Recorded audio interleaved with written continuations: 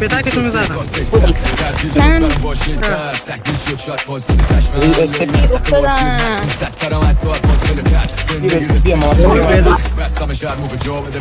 حرفا رو کنم خورد میشه به تون. شما کونی ها رو لخت میکنن تو گتو. حتی کنی همه مکالمه ها رکورد. پوری کارو در میاره بدون تو. واسهتون میکنم بخونید درس. بوم تکونم نمیده پاهم فورس. کف میگن تش میدمشون پست. هرچم دستم کارشای نوست.